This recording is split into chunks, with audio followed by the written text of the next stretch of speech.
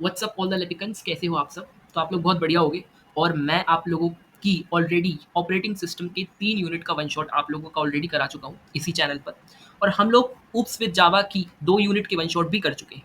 तो स्टार्टिंग की oops with Java की दोनों यूनिट बहुत ज़्यादा बड़ी भी थी और इम्पोर्टेंट भी है, और दोनों को ही हम बहुत अच्छे ढंग से कवर कर चुके हैं, और यूनिट 3 भी आपकी कल तक आ जाएगी। अब स्टार्ट करते हैं ऑपरेटिंग सिस्टम को, और ऑपरेटिंग सिस्टम का यूनिट 4 पे पहुंच चुके हैं, इसकी यूनिट 5 भी सून आपकी आ जाएगी। तो हमारी तरफ से यार पूरे एफर्ट्स हैं, आपकी तरफ से एफर्ट्स में लेकिन कमी है, क्योंकि आप ना तो वीडियो शेयर करते हो, ना आप वीडियो को देखने के बाद लाइक करते हो, ना आप वीडियो को देखने के बाद कमेंट करते हो। तो एक तरह से आप लोग बहुत ही गलत कर रहे हो। आप लोगों को इक्वल एफर्ट्स शो करनी चाहिए। कहते हैं ना, अगर आपको बेटर रिजल्ट चाहिए होता है तो आपको दोनों एंड से जो है आपको इक्वल एफर्ट्स देने होते हैं। So if I am putting my 100% efforts कि मैं आप लोगों के लिए बेस्ट कंटेंट ला पाऊँ, तो आप लोगों को भी 100% एफर्ट दिखाने चाहिए by sharing the video, by liking it, by comment. अच्छा, शेयर क्यों नहीं करते? चलो वो तो समझ में आ रहा है कि भाई सब लोग पढ़ लेंगे तो सब लोग नंबर ले आएंगे, हैं इसलिए नहीं करते हैं, ये बात है ना। लेकिन चलो ठीक है, उसको हटा दो। पर यार आप जो देख रहे हो, जिसको पसंद आ रही है वो तो लाइक करो, वो तो कमेंट करो, ठीक है। तो बस यही बात है। और टेलीग्राम चैनल को आप लोग ज्वाइन नहीं कर रहे हो, जल्दी से ज्वाइन करो। वहाँ पर इंपॉर्टेंट क्वेश्चन वगैरह की पीडीएफ वहीं पर आएगी और कहीं नहीं मिलेगी। और आप लोग जो है इस पूरी पीडीएफ की नोट्स वेबसाइट से ले सकते हो। तो स्टार्ट करते हैं इस यूनिट को। काफ़ी इंटरेस्टिंग सी यूनिट है, और यहाँ से आपका पेजिंग सेगमेंटेशन मेन टॉपिक है, जहाँ से क्वेश्चन आता है। तो स्टार्टिंग में थोड़ी बेसिक बेसिक से टॉपिक दिखते हैं। जैसे कि पहला टॉपिक आता है आपका बेसिक बेयर मशीन का। क्या है बेसिक बेयर मशीन? अब देखो नाम में काम चुका है। आपने सुना है बेयर फूट या बेयर फीट या बेयर हैंड्स, मतलब नंगे पाँव, आपके पाँव में कुछ भी नहीं है। तो ऐसी एक ऐसी कंप्यूटर सिस्टम जिसमें ऑपरेटिंग सिस्टम नहीं है। यहाँ पर क्या नहीं है? यहाँ पर ऑपरेटिंग सिस्टम नहीं है। तो जब आप बेयर फीट कहते हो मतलब आपके पैरों में कुछ नहीं है। जस्ट लाइक दैट यहाँ पर आपका जो है कंप्यूटर सिस्टम है, बट उसमें कोई विंडो नहीं है, उसमें कोई ओएस नहीं है, उसमें कोई लिनक्स नहीं है, ना कोई सॉफ्टवेयर है। मतलब it has nothing, it's just a hardware device. Like जैसे आपका सीपीयू होता है, मेमोरी होती है, तो it's like a hardware device, और इसमें कोई भी आपका सॉफ्टवेयर प्रेजेंट नहीं होता है, ठीक है। अब आप अगर इसको डिफाइन करोगे तो कैसे करोगे? It's a computer system without any operating system. मतलब ये एक ऐसा कंप्यूटर सिस्टम है जिसमें कोई ऑपरेटिंग सिस्टम नहीं होता, एंड ओनली हार्डवेयर होता है, जैसे मदरबोर्ड वगैरह, ठीक है। तो ये बात आपको समझ में आ गई होगी। जैसे आप अगर कोई भी एक मोबाइल फोन खरीदते हो, लेकिन उसमें एंड्रॉइड है, एंड्रॉइड ही ना हो, है ना, और उसमें कोई ऐप्स ना हो, उसमें कोई यूआई ना हो, उसमें कोई रिसोर्स मैनेजमेंट ना हो, तो कोई रिसोर्स मैनेजमेंट ना हो, यूआई वगैरह कुछ हो ही ना, तो इट्स लाइक अ डब्बा ना, इट्स लाइक अ हार्डवेयर। अब इसकी कैरेक्टरिस्टिक्स समझ लो। एक तो कैरेक्टरिस्टिक्स आपने डेफिनेशन में देख ली कि there is no operating system, जो कि सही बात है, ट्रू है that there is no operating system.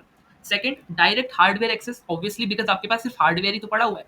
तो प्रोग्रामर को सीधा क्या करना है? हार्डवेयर के साथ काम करना है, हार्डवेयर के साथ काम करना है, और किस लैंग्वेज में? Assembly language. नेक्स्ट, कोई यूजर इंटरफेस नहीं है, कोई यूआई नहीं है, कोई स्क्रीन नहीं है, कोई प्रॉम्प्ट नहीं है। तो अगर आपको कुछ देखना है तो आपको क्या करना पड़ेगा? उसका कोड खुद लिखना पड़ेगा। तो आपको मैनुअली कोड को लिखकर फीड करना पड़ेगा सिस्टम में। आप कोई यूआई वगैरह नहीं है यहाँ पर अवेलेबल जहाँ पर आप देख सको। कोई फाइल सिस्टम नहीं है, तो तुम फाइल ओपन सेव नहीं कर सकते।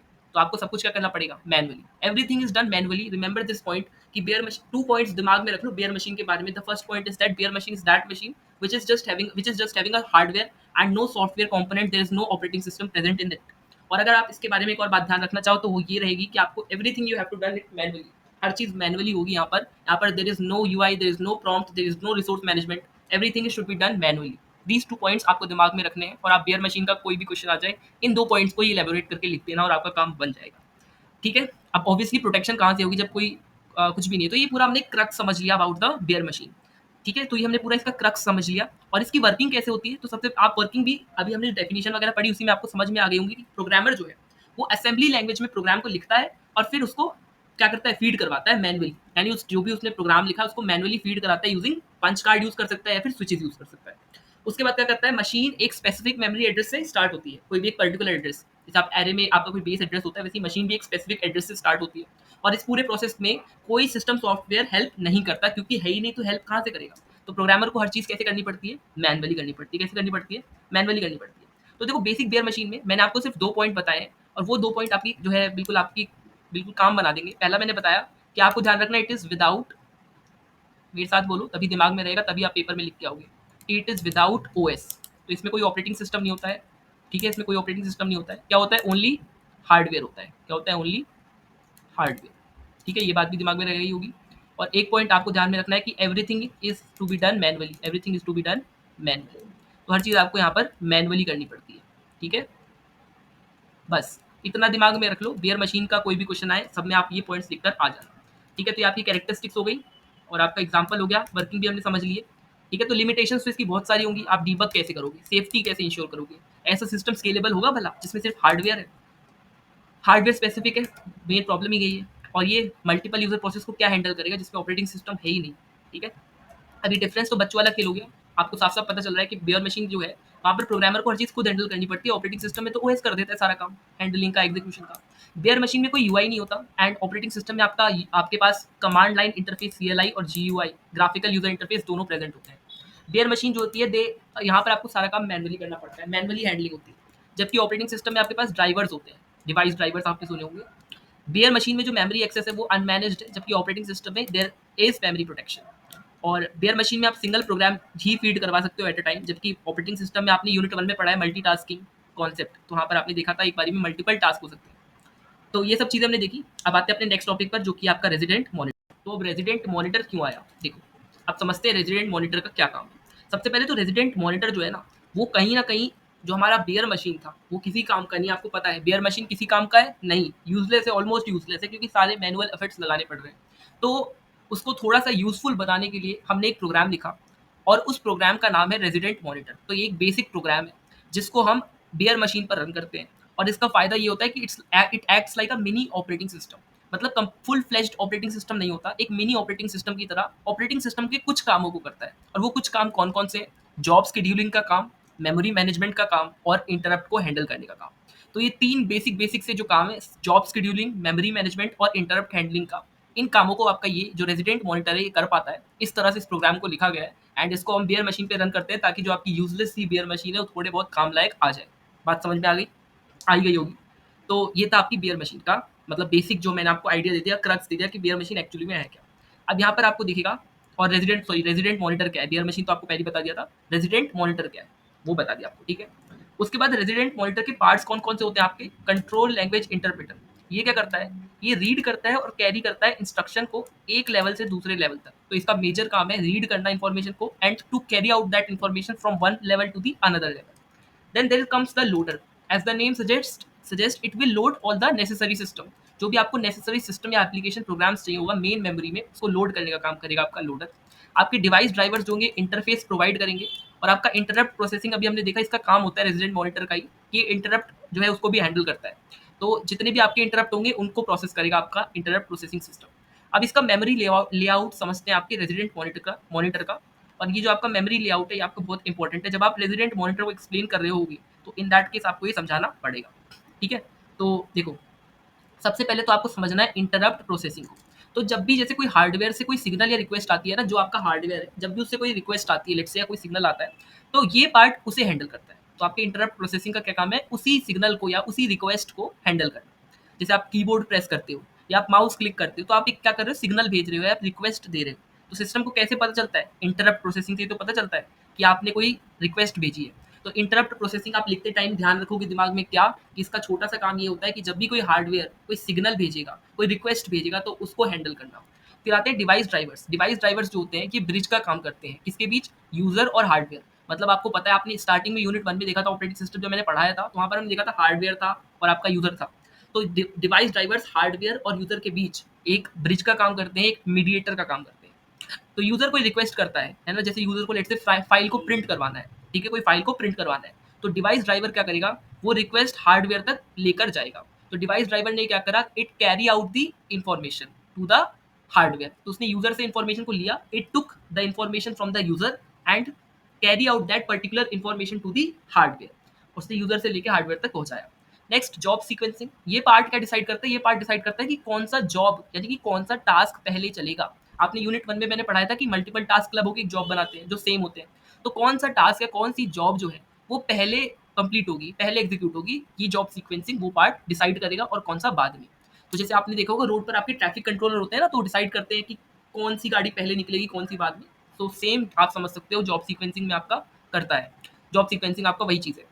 Next, control language interpreter. Control language interpreter का काम ये होता है कि जो यूजर के हाई लेवल कमांड्स है, आपको पता है आप यूजर हो, आप जो कमांड लिखोगे वो इंग्लिश में लिखोगे, यानी कि अपनी हाई लेवल लैंग्वेज में लिखोगे। तो उसको लो लेवल इंस्ट्रक्शंस में कन्वर्ट करना पड़ेगा ना, क्योंकि आपका जो सिस्टम है वो थोड़ी आपकी भाषा समझेगा। तो उसको कन्वर्ट करने का काम आपका कंट्रोल लैंग्वेज इंटरप्रेटर करता है, ठीक है। एक तरह का ट्रांसलेटर है जो आपके बात को मशीन लैंग्वेज में कन्वर्ट कर रहा है। फिर आता है यूजर प्रोग्राम एरिया। ये मेमोरी का वो हिस्सा है जहाँ पर एक्चुअल यूजर्स के प्रोग्राम या लोड होते हैं और एग्जीक्यूट होते हैं। तो यूजर प्रोग्राम एरिया वो एरिया है where the programs of the user are loaded and executed. ठीक है, सिंपल से ऐसे आप इसको समझ सकते हो। तो अगर इसकी वर्किंग पर जाएं तो आप आपको पहले मेरे को एक बात बताओ, आपको ये डायग्राम समझ में आ गया जो मैंने बताया? हमने इंटरप्ट प्रोसेसिंग करी, हमने डिवाइस ड्राइवर्स करे, हमने जॉब सीक्वेंसिंग करी और हमने कंट्रोल लैंग्वेज इंटरप्रेटर करा और फिर मैंने लास्ट में आपको यूजर प्रोग्राम एरिया भी बताया। तो इतना समझ में आ गया, जो भी आपकी सिग्नल रिक्वेस्ट आती है वो interrupt processing device driver carry out करते हैं यूजर से to the hardware, mediator as a mediator काम करते हैं। जॉब सीक्वेंसिंग डिसाइड करती है कौन सी पहले एग्जीक्यूट होगी कौन सी बाद में। Control language interpreter as a translator काम करते हैं high level to low level conversion के लिए। और यूजर प्रोग्राम एरिया जहाँ पर एक्चुअल प्रोग्राम जो होते हैं यूजर्स के वो लोड और एग्जीक्यूट होते हैं। तो आई होप ये डायग्राम आपको समझ में आ गया होगा। अगर ये डायग्राम समझ में आ गया तो वर्किंग देख लेते हैं एक बार और इसकी वर्किंग को समझ लेते हैं। ठीक है, तो वर्किंग की बात करें रेजिडेंट मॉनिटर की, तो वर्किंग में क्या होता है कि सबसे पहले जो आपका जॉब सीक्वेंसर है, जॉब सीक्वेंसर क्या कर रहा है, ये डिसाइड कर रहा है कौन सा टास्क किस ऑर्डर में एग्जीक्यूट होगा। तो सबसे पहले आपका जॉब सीक्वेंसर जो है वो आपका हर जॉब को लाइन में सेट करता है, मतलब एक सीक्वेंस प्रोवाइड करता है। नाम ही सीक्वेंसर है तो क्या करेगा, सीक्वेंस में सारे जो आपके टास्क हैं जॉब्स हैं उनको लगा देगा। फिर ये हर जॉब को क्या करेगा, मेमोरी में लोड करता है।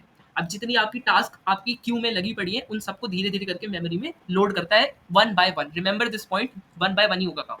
ठीक है, सीक्वेंस के अकॉर्डिंग। अब एग्जीक्यूशन के टाइम पे ये जो प्रोग्राम्स होते हैं इनको रन करवाता है बिना इंटरप्ट के। जैसे अगर आपका मान लो कोई आपका जॉब एग्जीक्यूट हो रहा है, एट द सेम टाइम अगर कोई सिग्नल रिक्वेस्ट आती है तो वो इंटरप्ट का काम करती है। तो वो इंटरप्ट इस जॉब को रोक ना दे, उसको भी इंश्योर करता है, तो एग्जीक्यूट करवाता है आपके करंट जॉब को। और अगर कोई सिग्नल या रिक्वेस्ट जैसे आई सिस्टम के हार्डवेयर से, जैसे मैंने अभी बताया सेम चीज़, तो इंटरप्ट प्रोसेसिंग जो आपकी होती है वो हैंडल कर लेती है। हमने पहला कंपोनेंट पढ़ा था ना इंटरप्ट प्रोसेसिंग, तो वो क्या कर लेती है, अगर कोई भी आपका आता है इंटरप्ट तो उसको हैंडल कर लेती है, ताकि आपका जो जॉब है वो स्मूथली एग्जीक्यूट हो सके और किसी तरह की कोई दिक्कत ना आए। तो आई होप आपको इसकी वर्किंग जो है वो क्लियर हो गई होगी, जो जो हमने स्टेप्स देखे कि सबसे पहले हमने जॉब सीक्वेंसर का रोल देखा कि वो क्या करता है, वन बाय वन असाइन करता है, लोड करता है, एग्जीक्यूशन के लिए भेजता है, और एग्जीक्यूशन में अगर कोई इंटरप्ट जनरेट होता है तो इंटरप्ट प्रोसेसिंग इंश्योर करता है कि वो जो जॉब एग्जीक्यूट हो रही है वो आराम से एग्जीक्यूट हो और उस पर इम्पैक्ट ना पड़े जो भी इंटरप्ट सिग्नल आ रहे हैं उसका।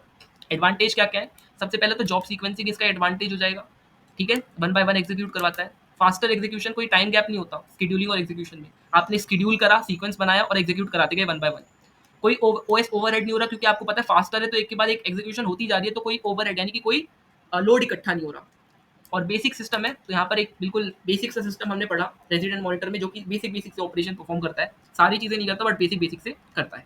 तो ये था हमारा रेजिडेंट मॉनिटर। तो अब तक हमने बेयर मशीन और रेजिडेंट मॉनिटर पढ़ लिए एंड ये दो दो नंबर में ज़्यादातर आते हैं, क्या पता आपसे 7 नंबर में पूछ लें, क्योंकि मैंने आपको 7 नंबर का कंटेंट भी रेडी करा दिया है। तो अगर आपने इतना कर लिया तो 2 का है 7 का है, आपको क्या दिक्कत है, आपने तो लेपिक से पढ़ा है। सो अब हम अपने अगले टॉपिक की ओर पढ़ रहे हैं, which is multi programming with fixed partition.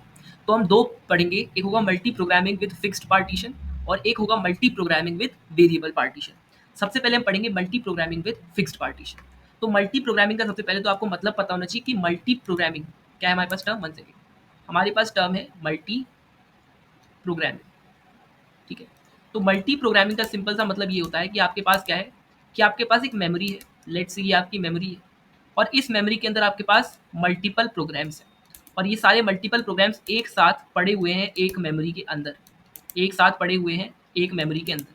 This is multi programming, this is multi programming. और फिक्स्ड साइज जिसे हम कहते हैं फिक्स्ड पार्टीशन, उसका क्या मतलब है, उसका मतलब है सपोज कि आपके पास 400 एम बी है टोटल, आपके पास 400 एम बी है टोटल, तो आप क्या करोगे, आप करोगे कि आपके पास आपकी मेमोरी है और आप इसको 4 पार्टीशंस करोगे, इसके क्या करोगे, 4 पार्टीशंस, और हर एक पार्टीशन आपका 100 एम का होगा, हर एक पार्टीशन आपका 100 एम का होगा। ऐसे ये भी 100 का होगा, ऐसे ही ये भी 100 का होगा, और ऐसे ही आपका ये भी 100 का होगा। तो यहाँ पर हमने फिक्स्ड पार्टीशंस में जो है आपका ओवरऑल मेमोरी को डिवाइड कर दिया, and each partition will be consisting of some program, will be consisting of some program. So this is what multi-programming with fixed partition looks like. So this is what is multi-programming with fixed partition. अब इसको आगे discover करते हैं।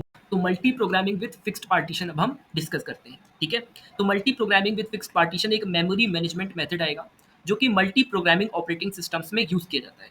ठीक है, multi programming with fixed partition एक memory management system है जो कि कहाँ पर आप यूज करते हो, मल्टी प्रोग्रामिंग ऑपरेटिंग सिस्टम्स के अंदर आप यूज करते हो। इतनी कहानी आपको समझ में आ गई होगी। अब मेरी बात सुनो, अभी हमने एक छोटा सा कॉन्सेप्ट समझा कि हमने आपकी टोटल मेमोरी को 4 पार्ट्स में डिवाइड कर दिया था, तो उन पार्ट्स को हम पार्टीशन कहते हैं। हर एक पार्टीशन में कोई ना कोई प्रोग्राम लोड होता है और मल्टीपल प्रोग्राम्स जो है वो मेमोरी में एक साथ होते हैं, लेकिन जो सीपीयू होता है वो एक टाइम पर सिर्फ एक प्रोग्राम को रन कर रहा होता है। इस बात को भी आपको ध्यान रखना है। ठीक है, तो जब एक प्रोग्राम वेट करेगा तब सीपीयू दूसरे प्रोग्राम पर स्विच करेगा। अगर आपने मेरे साथ ऑपरेटिंग सिस्टम की यूनिट 1 पढ़ी है, तो मैंने वहाँ आपको कॉन्टेक्स्ट स्विचिंग पढ़ाया था। यूनिट 2 में भी मैंने उसका ओवरव्यू दिया था। तो अगर आपने वो दोनों वन शॉट्स नहीं देखे हैं, प्लेलिस्ट में जाके चेक करो। तो मैंने वहाँ कॉन्सेप्ट बताया था कि जो आपका सीपीयू है, वो कॉन्टेक्स्ट स्विचिंग करता है। मतलब पहले एक प्रोग्राम को एग्जीक्यूट कराएगा, अगर पूरा नहीं भी हुआ तो वेट करेगा, मतलब उसको वहीं पर छोड़ देगा और दूसरे प्रोग्राम को जाकर एग्जीक्यूट कराएगा। तो एट द सेम टाइम क्या कर रहा होता है, वो स्विचिंग कर रहा होता है। एक प्रोग्राम को आपको एग्जीक्यूट कराता है, अगर पूरा नहीं हुआ बीच में वो जाएगा किसी और प्रोग्राम के पास और इस प्रोग्राम को होल्ड पर रख देगा। फिर उस प्रोग्राम को कराएगा, उस प्रोग्राम को अगर हो गया तो उसको करने के बाद इस वाले प्रोग्राम को रिज्यूम करेगा जो कि होल्ड पर रखा था। तो एक स्विचिंग परफॉर्म करता है, इसे हम कॉन्टेक्स्ट स्विचिंग कहते हैं। ठीक है, तो एक बात यहाँ पर समझ में आ गई। यहाँ पे फिक्स्ड पार्टीशन का मतलब है कि जो आपका पार्टीशन है, जो आपके पार्ट्स आप बनाते हो, उसका साइज और उसका नंबर पहले से फिक्स होता है। मतलब आपका पार्टीशन का टोटल साइज क्या होगा और कितने पार्टीशन होंगे, वो पहले से फिक्स्ड होगा। जैसे 400 एमबी में हमारे पास 4 पार्टीशन और टोटल जो साइज है कि each partition will B of 100 MB. ये चीज़ प्री डिफाइंड होगी, पहले से फिक्स होगी और ये चेंज नहीं होगी। ठीक है, अब इसकी वर्किंग समझते हैं सबसे पहले। 1 सेकंड। तो इसकी वर्किंग यहाँ पर है आपके पास, इसकी वर्किंग काफ़ी सारे स्टेप्स में है। तो अब इसकी वर्किंग पर ध्यान देते हैं और इसकी वर्किंग को समझते हैं। तो वर्किंग के लिए हम लोगों का जो सिस्टम मेमोरी होता है, वो मतलब आपका जो सिस्टम होता है वो मेमोरी को फिक्स्ड पार्टीशंस में डिवाइड करता है। जैसे अभी हमने करा था कि मान लो हमने टोटल 4 पार्टीशंस बना दिए एक पूरे पर्टिकुलर मेमोरी के। अब हार्ड पार्टीशन में एक प्रोग्राम लोड किया जाता है, जैसे हमने लोड किया था। और जब कोई प्रोग्राम फिनिश हो जाता है, तो वो पार्टीशन क्या हो जाता है, फ्री हो जाता है। अब कोई प्रोग्राम था, उसको सीपीयू मिला, वो एग्जीक्यूट हो गया और वो चला गया पार्टीशन से बाहर। तो अब वो जो पार्टीशन है वो हो गया फ्री। अब ओएस क्या करेगा, आपका ऑपरेटिंग सिस्टम, वो तुरंत यानी कि इमीडिएटली वहां पर दूसरा जॉब लोड कर सकता है। यानी कि जब वो स्पेस खाली हो गई आपकी फिक्स्ड पार्टीशन, तो वहां पर किसी और जॉब को लोड कर सकता है, किसी और टास्क या प्रोसेस को लोड कर सकता है। तो सीपीयू एक टाइम पर एक ही प्रोग्राम एग्जीक्यूट करता है जब कोई प्रोग्राम आईओ का वेट कर रहा होता है। आईओ का वेट करने का मतलब है इनपुट आउटपुट ऑपरेशन, जैसे रीड राइट ऑपरेशन होते हैं, उनका वेट कर रहा होता है। तब सीपीयू क्या करता है, दूसरे प्रोग्राम पे स्विच कर लेता है। इन दैट केस सीपीयू क्या करेगा, स्विच करेगा, कॉन्टेक्स्ट स्विचिंग परफॉर्म करेगा जब कोई पर्टिकुलर प्रोग्राम वेट कर रहा हो फॉर इट्स कंप्लीशन। किसके लिए, आईओ इवेंट्स का। उसको कोई रीड करनी है, फाइल राइट करनी है फॉर इट्स कंप्लीशन। इस कॉन्सेप्ट को भी मैंने यूनिट 2 में पढ़ा था कि जैसे कोई प्रोसेस है, वो प्रोसेस को कोई आईओ इवेंट्स की रिक्वायरमेंट है फॉर गेटिंग एग्जीक्यूटेड। तो इन दैट केस सीपीयू क्या करेगा, बिना टाइम वेस्ट करे वो कॉन्टेक्स्ट स्विचिंग करेगा और दूसरे प्रोसेस के पास जाकर उसे एग्जीक्यूट कराने पे ध्यान देगा। इससे आपका सीपीयू कभी भी आइडल नहीं रहेगा। ठीक है, इससे आपका सीपीयू एफिशिएंटली रन करता रहेगा और आपका सीपीयू का टाइम यूटिलाइज होगा। आप प्रॉपर्ली सीपीयू को यूटिलाइज कर पाओगे। समझ गए, प्रॉपर्ली आप सीपीयू को यूटिलाइज कर पाओगे। तो इसके अपने फायदे भी हमने अंडरस्टैंडिंग में ही समझ लिए कि बहुत ही सिंपल एक तो है। और एक टाइम पे मल्टीपल प्रोग्राम्स जो होते हैं मेमोरी में प्रेजेंट होते हैं, बट सीपीयू एक टाइम पर एक ही को कर रहा होता है। एंड मल्टीपल जो है उन सबको एक्सेस करने के लिए कॉन्टेक्स्ट स्विचिंग का कॉन्सेप्ट करता है अप्लाई, जिससे सीपीयू का जो है प्रॉपर यूटिलाइजेशन हो पाता है और सीपीयू का जो है आपका टाइम वेस्ट नहीं होता, वो आइडल नहीं रहता। अच्छा, इसका डिसएडवांटेज क्या हो सकती है, इसकी डिसएडवांटेज आपका हो सकता है इंटरनल फ्रेगमेंटेशन। मेरी बात सुनो, इसका डिसएडवांटेज हो सकता है इंटरनल फ्रेगमेंटेशन। इंटरनल फ्रेगमेंटेशन बोले तो मान लो कि अभी हम आगे पढ़ेंगे डिफरेंस बिटवीन एक्सटर्नल और इंटरनल फ्रेगमेंटेशन। तो मान लो अगर आपका पार्टीशन 100 एमबी का है, लेकिन आप जो नई जॉब असाइन कर रहे हो, जो पहले से जॉब है, उसको सिर्फ 60 एमबी चाहिए, तो 40 एमबी तो वेस्ट हो गया ना। ये हो गया आपका इंटरनल फ्रेगमेंटेशन। तो आपका 40 एमबी वेस्ट हो गया ना, तो दैट लीड्स टू वेस्टेज। तो ये कहीं ना कहीं आपका जो फिक्स्ड पार्टीशन वाला केस है वो वेस्टेज को लीड कर रहा है, कहीं ना कहीं वेस्टेज का कारण बन रहा है। मेमोरी जो है वो उसमें सिर्फ लिमिटेड नंबर ऑफ जॉब्स ही आ सकते हैं, जितने पार्टीशन बनाए उतने ही जॉब्स आप रख सकते हो। तो एक और कंस्टेंट आ गया, that limited number of jobs. और तीसरा फिक्स्ड साइज प्रॉब्लम, कि पार्टीशन साइजेस पहले से फिक्स होते हैं। अब अगर जॉब, पहले हमने छोटे की बात कर ली इंटरनल फ्रेगमेंटेशन, बट अगर जॉब बहुत बड़ा है तब क्या करोगे, तो फिट ही नहीं होगा पार्टीशन में, है ना। तो ये हो जाएंगे इसके डिसएडवांटेज। तो what we have discussed so far is that कि multi programming with fixed partition जो है वो एक मेमोरी मैनेजमेंट स्कीम है, जहां पर हम क्या करते हैं, ओवरऑल मेमोरी को आपका सिस्टम डिवाइड कर देता है फिक्स्ड पार्टीशंस में, डिवाइड कर देता है इन द फिक्स्ड पार्टीशंस। और हर एक पार्टीशन के अंदर एक पर्टिकुलर प्रोग्राम होता है, एक पर्टिकुलर जॉब होता है। और आपका जो सीपीयू एट अ टाइम एक ही प्रोग्राम को एग्जीक्यूट करा सकता है। तो बट वो कॉन्टेक्स्ट स्विचिंग परफॉर्म करता है ताकि वो आइडल ना बैठा रहे। लेट से आपका कोई प्रोग्राम है, आपके प्रोग्राम को चाहिए आईओ इवेंट की नीड है, तो वो आईओ इवेंट की नीड को पूरा करने के लिए ही बैठा हुआ है। In that case CPU idle ना बैठकर क्या करेगा, दूसरी प्रोसेस के पास जाएगा, स्विच करेगा और उस प्रोसेस को एग्जीक्यूट कराने पे ध्यान देगा। इस तरह से आपका जो है सीपीयू कॉन्टेक्स्ट स्विचिंग परफॉर्म कर रहा होता है अमंग द प्रोग्राम्स, जो आपके वेरियस प्रोग्राम्स हैं। ठीक है, अब इससे सीपीयू जो है उसका प्रॉपर यूटिलाइजेशन हो पाता है। ठीक है, ये चीज़ हमने देखी वर्किंग के टाइम पर भी। और हमने क्या पढ़ा यहाँ पर कि 400 एमबी वाला एग्जांपल मैंने आपको समझा दिया था। ठीक है, अब एक चीज़ और, हमने एक एडवांटेज पढ़ा और डिसएडवांटेज पढ़े। एडवांटेज तो आपको समझ में आ गए होंगे। डिसएडवांटेज मैंने बताया कि मेमोरी वेस्टेज बहुत होती है। क्यों, कि अगर कोई जॉब जो है वो स्मॉलर है, मान लो 100 एमबी आपने एलोकेट करें, बट जॉब को तो 60 एमबी चाहिए साइज। तो in that case internal fragmentation which is the major drawback of the fixed partition. Second, हमने देखा था कि जो आपकी जॉब्स हैं, बहुत ही लिमिटेड नंबर ऑफ जॉब्स आप जो है यूज कर सकते हो, एग्जीक्यूट करवा सकते हो, क्योंकि पार्टीशंस आपके क्या है, लिमिटेड है। और अगर पहले हमने बात करी कि अगर आपका जो जॉब है उसका साइज कम है, then what is allocated, in that case internal fragmentation was occurred. But what if the size is more, then also ना फिट ही नहीं हो पाएगा आपका जॉब अगर उसका साइज बड़ा होगा, देन व्हाट इज एलोकेटेड। तो this is the major drawbacks of the fixed partition. अब आपने अगर multi programming with fixed partition को ढंग से मैंने आपको समझा दिया है, अब multi programming with variable partition आपको बिल्कुल ईजिली समझ में आ जाएगा, इसमें आपको ज़्यादा दिक्कत लेने की जरूरत नहीं पड़ेगी। तो अब बात कर लेते हैं multi programming with variable partitions. तो सबसे पहले मल्टी प्रोग्रामिंग का मतलब मैं आपको समझा चुका हूँ कि एक मेमोरी के अंदर आपके पास मल्टीपल प्रोग्राम्स हैं, बट यहाँ पर वेरिएबल पार्टीशंस हैं। वेरिएबल मतलब क्या हो सकता है आपका, कि पार्टीशंस आपके फिक्स नहीं होते हैं। तो जब भी कोई प्रोग्राम आता है ना, लेट्स से कोई प्रोग्राम आपकी मेमोरी लेने आता है, तो ओएस उतनी ही मेमोरी एलोकेट करता है जितनी ज़रूरत है। आपका कोई जॉब है जो कि 60 एमबी रिक्वायर है जिसको, तो आपका जो ऑपरेटिंग सिस्टम है उसे 60 एमबी ही मेमोरी एलोकेट करेगा। ऐसा नहीं होगा कि पहले से आपके 100 एमबी पार्टीशंस बन जाएंगे, नहीं। आपको जितनी रिक्वायरमेंट है उतना ही आपको जो है मेमोरी मिलेगी। तो पहले फिक्स पार्टीशन में क्या होता था, पहले से साइज ऑलरेडी डिसाइड होता था, बट यहाँ पर वो जो प्रॉब्लम आ रही थी, ड्रॉबैक आ रहा था इंटरनल फ्रेगमेंटेशन का हमारे फिक्स्ड पार्टीशन में, वो यहाँ पर दूर हो रहा है। वो प्रॉब्लम यहाँ पर सॉल्व हो रही है। यहाँ पर मेमोरी वेस्टेज नहीं हो रही, क्योंकि आपको जितनी मेमोरी चाहिए उतनी ही मेमोरी हम आपको देंगे। तो अगर इसकी वर्किंग समझना चाहो, तो जैसे कोई नया जॉब आता है आपके पास, तो ओएस क्या करता है, ओएस उसको जितनी उसको रिक्वायरमेंट होती है उतना ही मेमोरी जो है वो एलोकेट कर देता है।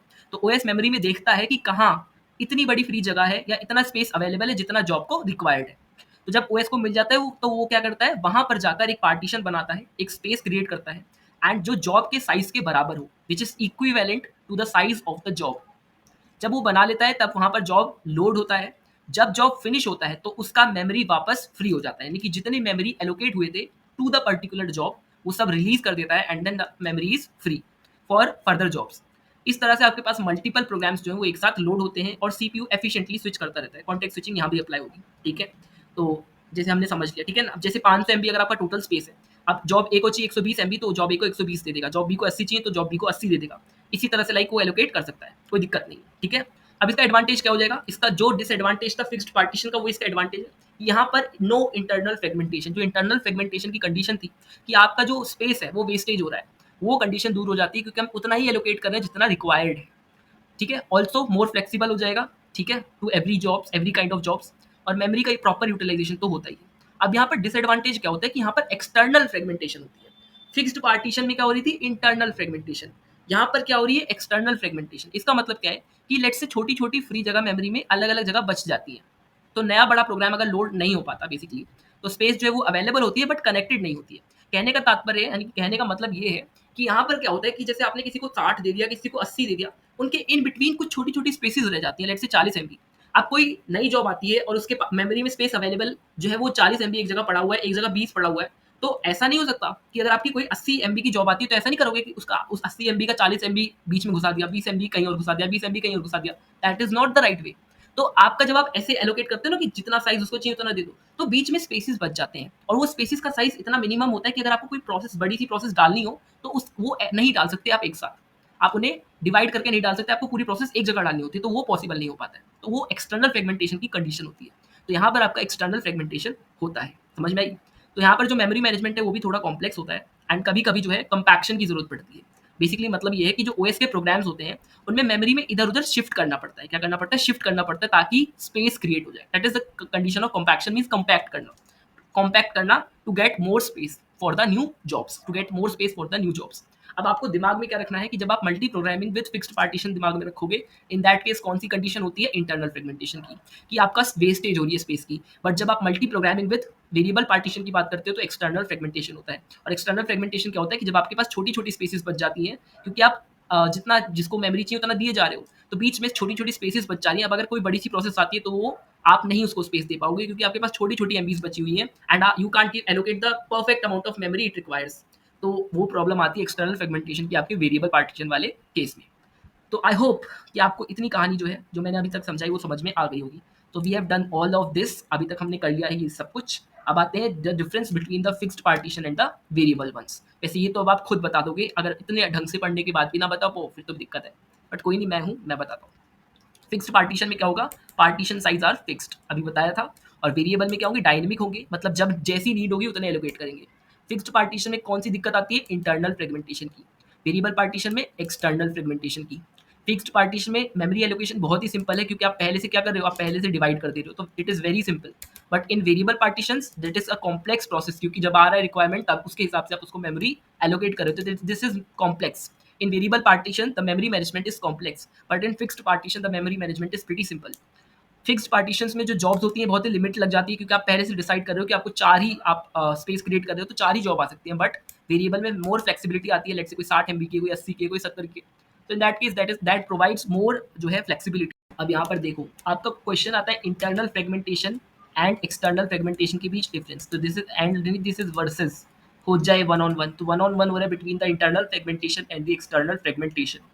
अब इंटरनल फ्रेगमेंटेशन मैंने आपको बताया था कि ये तब होता है जब एलोकेटेड मेमोरी ब्लॉक जो है वो लार्जर होते हैं रिक्वायर्ड मेमोरी से। यानी आपका जो एलोकेटेड मेमोरी ब्लॉक है जो आपने पहले से एलोकेट कर रखा है, जैसे आपने 100 एमबी एलोकेट कर रखा था, वो बड़ा हो जितनी रिक्वायर्ड मेमोरी। जैसे आपको रिक्वायर्ड मेमोरी 60 एमबी की नीड थी, बट आपका जो मेमोरी एलोकेटेड था वो 100 एमबी था। तो इन दैट केस क्या हो रहा था, wastage of memory. External fragmentation तब होता है जब फ्री मेमोरी जो स्कैटर्ड होती है, स्कैटर्ड मतलब बटी हुई होती है, यानी कि छोटे छोटे स्पेसेस आपके स्कैटर्ड फॉर्म में आपके बटे हुए होते हैं स्मॉल पीसेस में अक्रॉस द सिस्टम। तो आपकी जो फ्री मेमोरी होती है वो स्कैटर्ड होती है, एट वन प्लेस अवेलेबल नहीं होती है at a whole. Internal fragmentation में वेस्टेज होती है inside the allocated memory block. आपका जो मेमोरी ब्लॉक है उसके अंदर ही वेस्टेज हो रही है ना, कि आपका 100 एमबी का ब्लॉक था, 60 एमबी उसने घेर ली, तो ये रहा आपका वेस्टेज। जबकि एक्सटर्नल में जो वेस्टेज होता है वो कहाँ पर होता है, outside the allocated memory blocks. यानी आपकी मेमोरी ब्लॉक्स जो एलोकेट हुई है उसके बाहर, क्योंकि आपका ये जैसे ओवरऑल है तो इसमें आपने ये एलोकेट करा, ये एलोकेट करा, तो इसके बाहर जो वेस्टेज होगी उसके बाहर होगी ना, इसलिए in outside the allocated memory blocks जो है वो आपकी वेस्टेज हो रही होती है। यहाँ पे एग्जांपल दिया है एंड नथिंग इज, जैसे 4.5 केबी अगर आपका प्रोसेस उसको रिक्वायरमेंट है, बट उसको 5 केबी जो है एलोकेट करें, तो 0.5 केबी की क्या हो रही है, वेस्टेज हो रही है। एक्सटर्नल फ्रेगमेंटेशन में मान लो फ्री मेमोरी 5 केबी की एग्जिस्ट करती है बट स्कैटर्ड पार्ट में करती है। तो अब अगर स्कैटर्ड पार्ट में करती है, मुझे 5 केबी की कोई प्रोसेस डालनी है तो मुझे पूरा 5 केबी एक जगह चाहिए। बट यहाँ पर एक जगह नहीं, यहाँ पर ऐसा है कि 1 केबी यहाँ है, 2 केबी यहाँ है, 2 केबी यहाँ है। अब ऐसे नहीं चलेगा ना, अगर पूरी प्रोग्राम प्रोसेस 5 केबी की तो उसे पूरा 5 केबी एट अ प्लेस चाहिए, बट यहाँ पर स्कैटर्ड फॉर्म में आपके पास जो है मेमोरी अवेलेबल है, तो ये किसी काम की नहीं है। तो that is the condition of external fragmentation. अब आ जाते हैं अपने मोस्ट इंपॉर्टेंट कॉन्सेप्ट पर, जो कि है पेजिंग। और पेजिंग आपका बहुत ज़्यादा इंपॉर्टेंट टॉपिक है, तो इसको आप बहुत ज़्यादा ढंग से समझ लेना, आपके लिए बहुत ज़्यादा अच्छी बात होगी, क्योंकि इसका क्वेश्चन आपका डेफिनेटली आपके पेपर में ज़रूर आएगा, और छोटा मोटा नहीं, 7 मार्क्स का आएगा। ठीक है, तो सबसे पहले आपको ये डायग्राम दिख रहा होगा। अब इस डायग्राम में स्टेप बाय स्टेप समझते जाओ कि हो क्या रहा है। सबसे पहले जो आपका सीपीयू है वो एक लॉजिकल एड्रेस जनरेट कर रहा है। सीपीयू आपका एक लॉजिकल एड्रेस जनरेट करता है। स्टेप 1 समझ में आ गया। इस लॉजिकल एड्रेस के अंदर आपके पास 2 फील्ड होती हैं, एक होता है पी और एक होता है आपका डी। बस समझते जाओ। जहाँ पर आपका जो पी होता है वो होता है आपका पेज नंबर, कौन सा पेज सीपीयू एग्जीक्यूट करना चाहता है, और डी होता है आपका ऑफसेट, यानी कि उस पर्टिकुलर पेज की कौन सी लाइन को है सीपीयू को रिक्वायरमेंट है। ठीक है, तो पी हो गया आपका पेज और डी हो गया आपका ऑफसेट। वही लिखा है यहाँ पर, लॉजिकल एड्रेस जनरेट हो रहा है। एंड इस लॉजिकल एड्रेस के 2 पार्ट होते हैं, आपका पेज और ऑफसेट। अब जैसे लेट से कि उसको पेज 3 को एक्सेस करना है, या पहले पेज 5 का एग्जाम्पल लेते हैं क्योंकि डायग्राम में हमने पेज 5 से लिखा है। तो लेट से उसको पेज 5 एक्सेस करना है, तो जाएगा सीधा पेज टेबल में। पेज टेबल के अंदर 2 पार्ट होते हैं, 2 कॉलम होते हैं। एक कॉलम में होते हैं पेजेस, एक कॉलम में होते हैं आपके फ्रेम्स।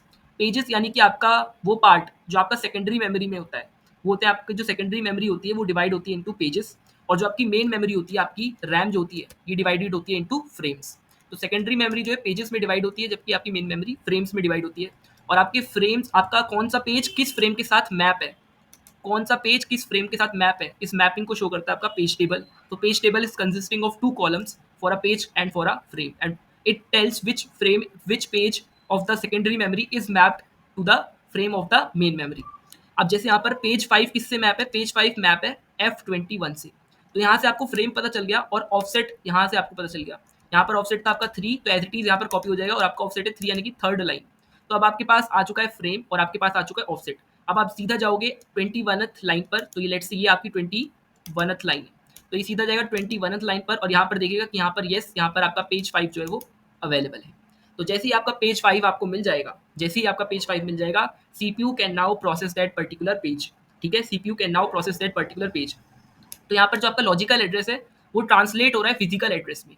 फिजिकल एड्रेस बोले तो वो address where the process is और where the page is actually present, जहाँ पर पेज एक्चुअली प्रेजेंट है।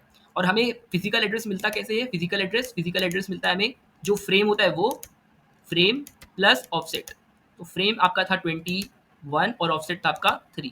इस तरह से हमें मिल जाता है आपका फिजिकल एड्रेस। तो यहाँ पर लॉजिकल एड्रेस ट्रांसलेट हो रहा है फिजिकल एड्रेस।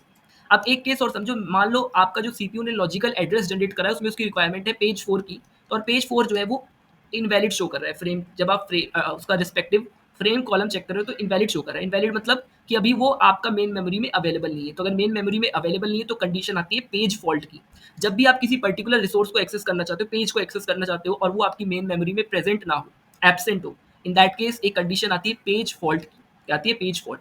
अब क्या करेगा ये? अब आपका जाएगा सेकेंडरी मेमोरी में चेक करेगा और सेकेंडरी मेमोरी में आपको पेज 4 मिल जाएगा। अगर प्राइमरी में नहीं है तो सेकेंडरी में चेक करेगा और सेकेंडरी मेमोरी से जो पेज 4 है उसको उठा के प्राइमरी मेमोरी में ले आएंगे and now CPU can execute the page 4। And आप ठीक है, जो आपका प्राइमरी मेमोरी होती है और सेकेंडरी मेमोरी होती है इनके बीच स्वैपिंग ऑफ डेटा चल रहा होता है। जैसे आपने देखा होगा, आप जब अपनी मोबाइल फ़ोन यूज़ करते हो तो एक टाइम पे जब आप बहुत सारी एप्लीकेशंस रन करते हो तो जो आपकी स्पीड है वो अल्टीमेटली स्लो हो जाती है। दिस इज़ बिकॉज़ आपकी रैम फुल हो जाती है एंड स्टिल आप कैसे कंटिन्यू कर पाते हो कि जो रैम होती है वो क्या करती है कि जब बहुत सारी एप्लीकेशंस आपकी एक साथ चल रही होती है बैकग्राउंड में, तो वो एप्लीकेशंस जिनकी अभी रिक्वायरमेंट नहीं है, काफ़ी देर से यूसेज नहीं हुई है एंड वो स्टोरेज घेर रही हैं, उनको उठा के ले जाता है कहाँ पर? इन द मेमोरी मैनेजमेंट यूनिट। उनको मेन मेमोरी से उठा के सेकेंडरी मेमोरी में ले जाती है। तो सेकेंडरी मेमोरी में शिफ्ट कर देती है और जब उस पर्टिकुलर एप्लीकेशन की रिक्वायरमेंट होती है तो वहाँ से सेकेंडरी मेमोरी से आपका जो भी एप्लीकेशन होती है उसे प्राइमरी मेमोरी में उठाकर ले आती है। तो यहाँ पर आपकी स्वैपिंग ऑफ इन्फॉर्मेशन होती है। क्या होती है? Swapping of information. कौन करता है ये सब करता है आपका मेमोरी मैनेजमेंट यूनिट। कहाँ से प्रोसेस को उठाना है, कहाँ ले जाना है, ये सब आपका मेमोरी मैनेजमेंट यूनिट कर रहा होता है। तो ये था पूरा आपका क्रक्स ऑफ पेजिंग। तो आई होप आपका जो पेजिंग का ये डायग्राम है आपके दिमाग में घुस चुका होगा।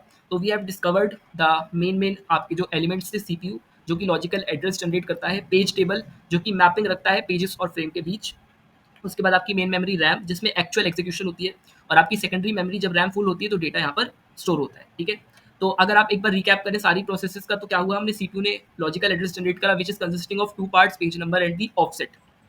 ठीक है, देन स्टेप 2 में क्या होता है कि वो जो डेटा इन्फॉर्मेशन है वो जाती है आपकी पेज टेबल में। वहाँ से जो आपका पेज है उसके कॉरेस्पॉन्डिंग कौन सा फ्रेम है उसको देखा जाता है एंड यूजिंग दैट आपकी क्या होती है? ट्रांसलेशन होती है of the logical address to the physical address by taking the sum of किसका? फ्रेम नंबर का प्लस ऑफसेट का। तो using the frame number and offset adding them together we will get the physical address. तो this is how it works. And अगर कोई particular page आपका RAM में present नहीं होता है तो कौन सी कंडीशन होती है? आपकी पेज फॉल्ट की कंडीशन होती है, आपकी पेज फॉल्ट की। और पेज फॉल्ट की कंडीशन में क्या होता है कि आपका जो मेमोरी मैनेजमेंट यूनिट है वो आपका सेकेंडरी मेमोरी में चेक करता है, वहाँ से आपकी प्रोसेस को उठा के मेन मेमोरी में लाता है and now CPU can execute it. ठीक है, तो अब सीपीयू फिर से इंस्ट्रक्शन को दोबारा से स्टार्ट करेगा। तो आई होप आपको ये कॉन्सेप्ट भी समझ में आ गया होगा, आई होप। ठीक है, तो ये था हमारा जो कंप्लीट हमने वर्किंग समझी ना, ये आपका पूरा जो है कंप्लीट वर्किंग था। जो हमने अभी डायग्राम समझा ना, उसकी पूरी की पूरी थी आपकी कंप्लीट वर्किंग। और यहाँ पर मैंने आपको पेज फॉल्ट का कॉन्सेप्ट भी समझा दिया। पेज फॉल्ट क्या होता है कि जब रिक्वायर्ड पेज जो है आपका वो रैम में प्रेजेंट नहीं होता, यानी कि आपकी मेन मेमोरी में प्रेजेंट नहीं होता, then that condition is the page fault. अब क्या करेगा ऑपरेटिंग सिस्टम? आपका उस पर्टिकुलर पेज को आपके सेकेंडरी मेमोरी से फेच करेगा और रैम में वापस लेकर आएगा। ठीक है, and to be very specific, OS का मेमोरी मैनेजमेंट यूनिट जो है वो उठाएगा आपका जो भी आपका पेज है उसको सेकेंडरी मेमोरी से उठाकर मेन मेमोरी में लाएगा, now to get it executed. ठीक है, तो पेज फॉल्ट हैंडलिंग अगर आपको एक्सप्लेन करने के लिए आ जाए तो आप कैसे करोगे? जैसे यहाँ पर 1 सेकंड वेट करना।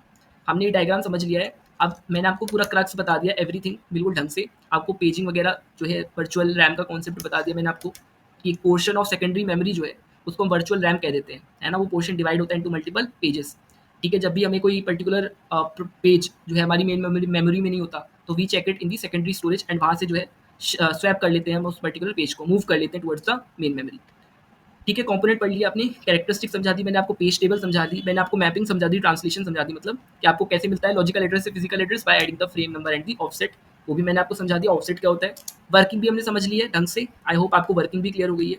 ठीक है, ये पूरी वर्किंग है। ये जो मैंने आपको अभी डायग्राम में समझाया ना, वही सारी चीज़ें जो है इतनी डिटेलिंग में लिखी हुई है और कोई बात यहाँ पर नहीं है। ठीक है, तो आपको ये चीज़ समझ में आ गई होगी।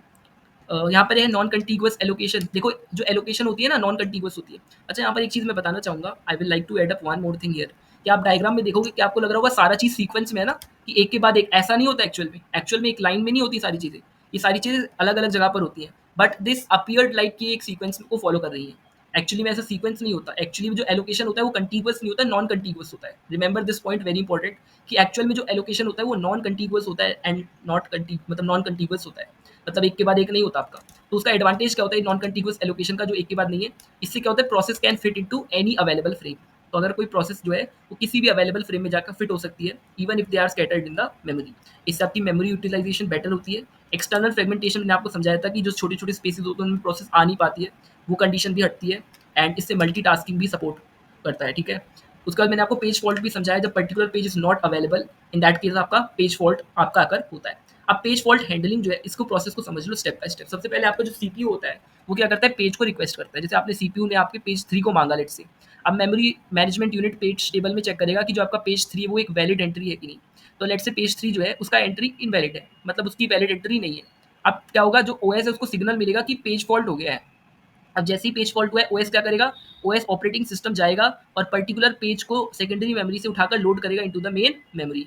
अब क्या होगा, वो पर्टिकुलर जो आपका, जैसे आपका फ्रेम 34 खाली है, तो पेज 3 वहाँ लोड कर दिया जाएगा। जो आपका पर्टिकुलर फ्रेम खाली होगा आपके मेन मेमोरी में, वहाँ पर उसको लोड कर देंगे एंड देन पेज टेबल को अपडेट कर देंगे। पेज टेबल को अपडेट करना मतलब, अब जो आपकी पेज टेबल थी ना, उसमें फ्रेम 3, पेज 3 के आगे लिखा था इनवैलिड, उस इनवैलिड की जगह पर वहाँ पर हम फ्रेम नंबर यानी कि 34 असाइन कर देंगे। 34 असाइन कर देंगे और फिर आपका जो इंस्ट्रक्शन है उसको रीस्टार्ट कर देंगे, यानी कि सीपीयू जो है वो दोबारा ट्राई करेगा for executing the particular page और for executing the particular instruction. तो आई होप आपको ये जो चीज़ें मैंने आपको समझाई ये आपके दिमाग में फीड हो गई हैं। तो यही सब हमने करा। सबसे पहले आपका process execution and page request आती है, देन पेज टेबल लुकअप होता है, अगर पेज में नहीं अवेलेबल है तो पेज फॉल्ट होता है, देन ओएस का काम स्टार्ट होता है जो कि सेकेंडरी स्टोरेज में ढूंढता है, वहाँ से लोड करता है इनटू द रैम। उसके बाद पेज टेबल अपडेट होती है, लाइक वहाँ पे इनवैलिड को हटा के हम सेट करते हैं जैसे 34, वहाँ पर स्टार्ट करते हैं, देन सीपीयू जो है वो आपका दोबारा से स्टार्ट करता है to access that page and to execute that particular page. Next concept आता है आपका थ्रेशिंग का। अगेन इंपॉर्टेंट कॉन्सेप्ट है आपका थ्रेशिंग भी, आपसे कभी कभी पूछ लिया जाता है, तो थ्रेशिंग भी आपको आइडिया होना चाहिए कि थ्रेशिंग है क्या।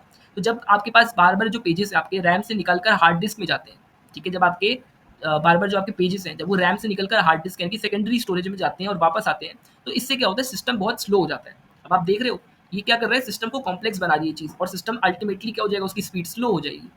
ठीक है?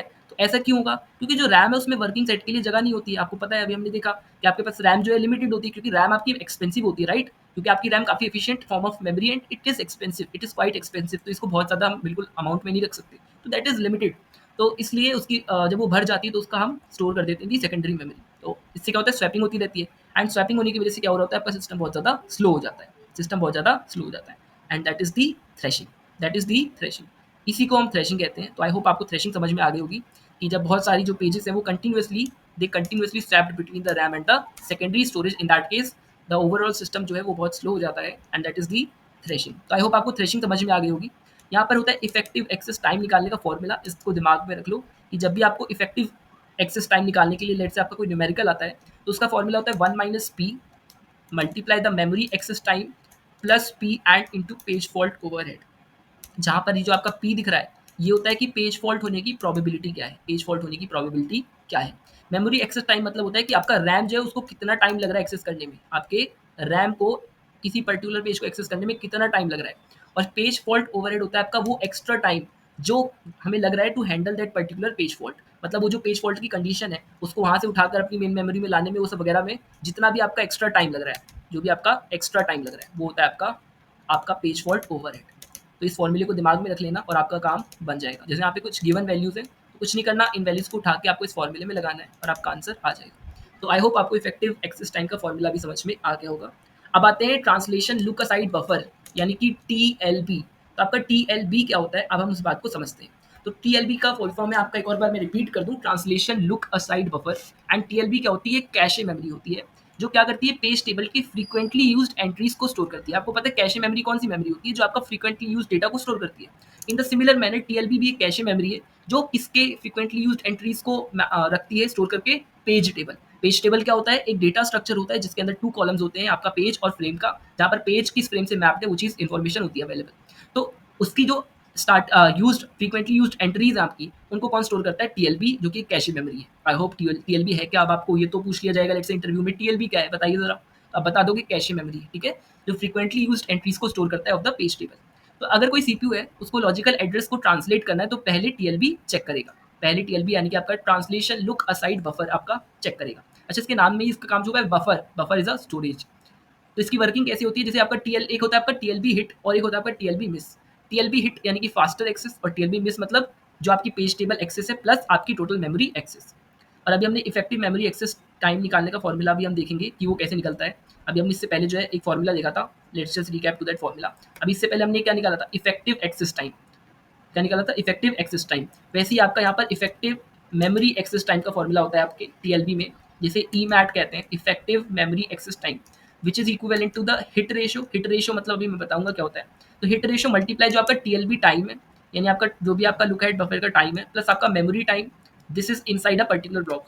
देन हिट रेशियो की कहानी खत्म हुई, देन मिस रेशियो मल्टीप्लाई आपका TLB time plus page table time plus memory time. तो यहाँ पर आपको 3 चीज़ें लिखनी है, यहाँ पर आपको 2 चीज़ें लिखनी है। तो जब आप हिट रेशियो के साथ लिखोगे तो you have to remember you are having 2 parts, TLB का टाइम और मेमोरी का time, while adding up it with the miss ratio portion which is consisting of miss ratio multiply आपका टीएलबी का time plus page table का time plus आपका memory का time. तो I hope आपको ये चीज़ समझ में आ गई होगी। अच्छा, टीएलबी हिट कब होगा? जब आपका डिजायर्ड पेज जो है वो आपका टीएलबी में मिल जाए। टीएलबी यानी कि आपकी कैशे मेमोरी। तो जब आपका डिजायर्ड पेज जो आपको चाहिए वो आपको टीएलबी के अंदर मिल जाए तो यानी कि वो हिट हो गया। वो क्या हो गया? हिट हो गया। और जब वो ना मिले तो वो मिस हो गया। जब वो ना मिले तो आपको मिस हो गया। तो that is the hit and Mrs, and इनका रेशियो निकालना मतलब आपका पर्टिकुलर अपॉन में total, that is kind of how you will be getting the ratio. तो मेरे हिसाब से इतनी चीज़ें जो है वो क्लियर हो गई होंगी। ठीक है, तो हमने टीएलबी को भी समझ लिया है। अब आगे बढ़ते हैं और आगे के कॉन्सेप्ट्स को डिस्कस करते हैं। तो टीएलबी भी आ गया होगा। अब प्रोटेक्शन क्या है पेजिंग में?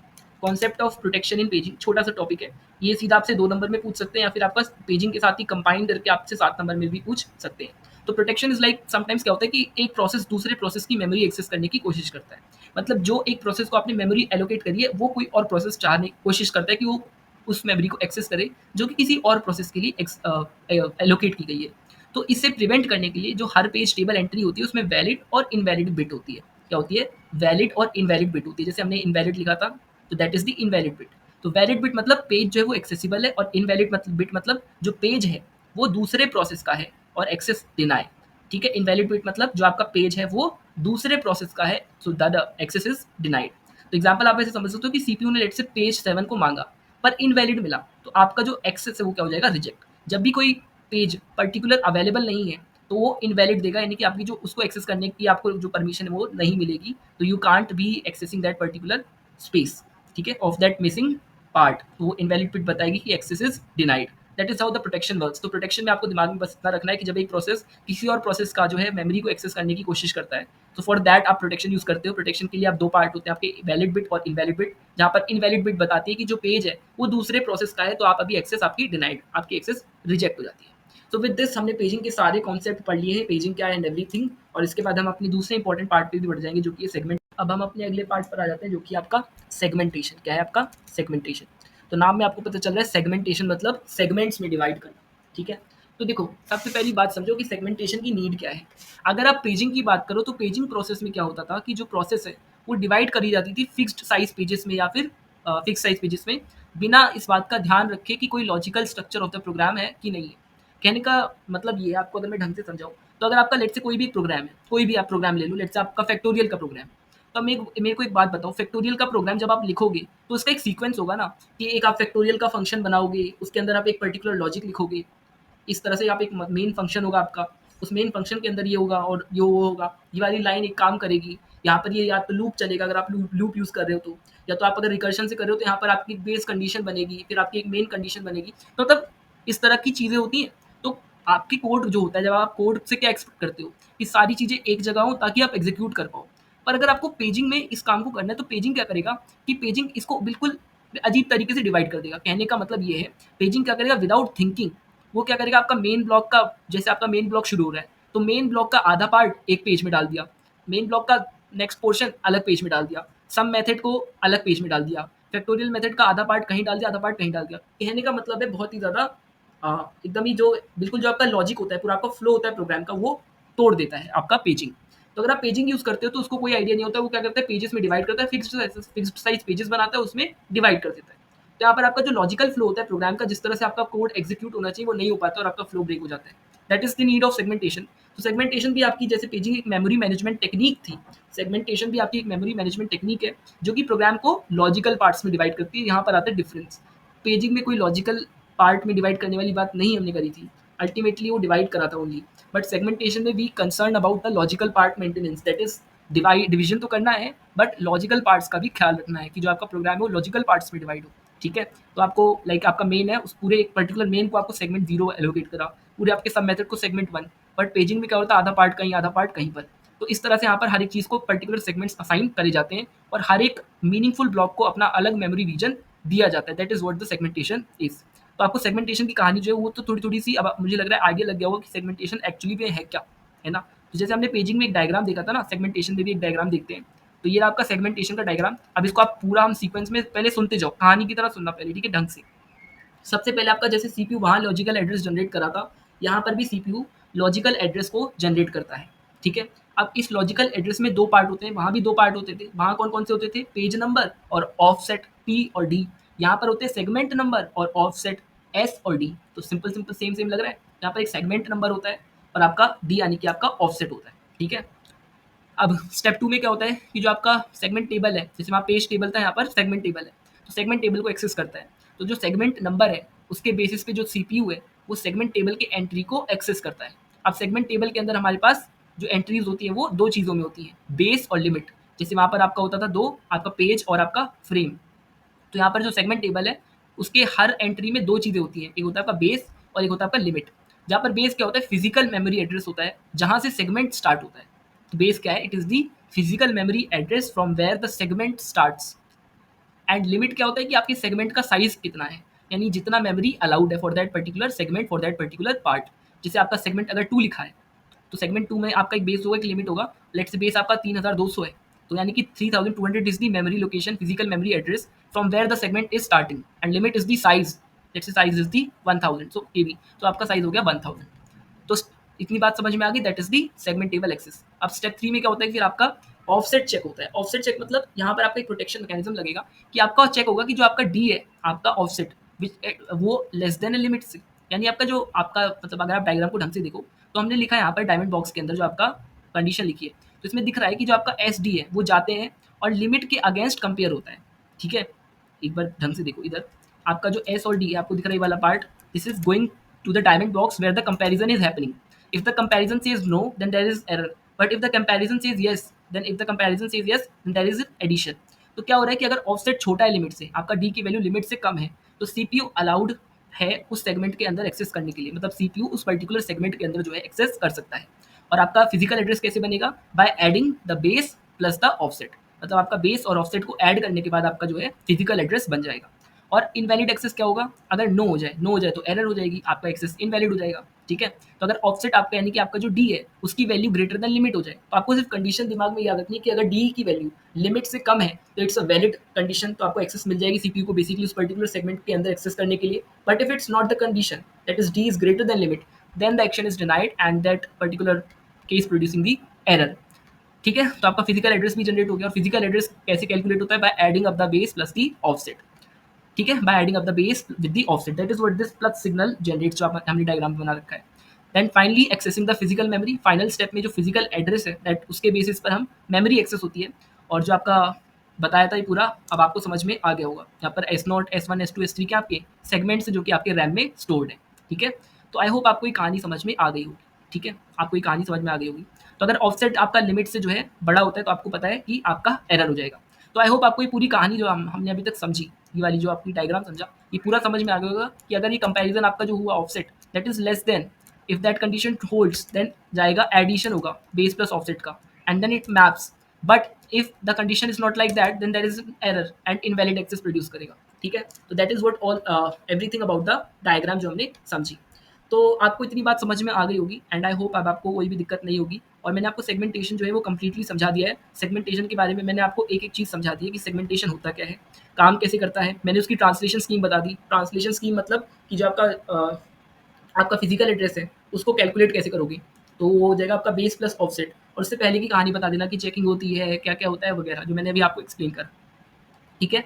तो ये हो गया हमारा। अच्छा यहाँ पर एक चीज़ और यहाँ पर जो आपको देखनी है, ये सब तो मैंने बता दिया आपको। सेगमेंट टेबल होती है जिसमें बेस एड्रेस और लिमिट होता है ना? ये चीज़ आपको बता दी। लॉजिकल एड्रेस आपका सेगमेंट नंबर प्लस ऑफसेट होता है, और जो आपका फिजिकल एड्रेस हमने बनाया था दैट इज़ आपका वहाँ पर बेस एड्रेस ऐड हो रहा था with the offset.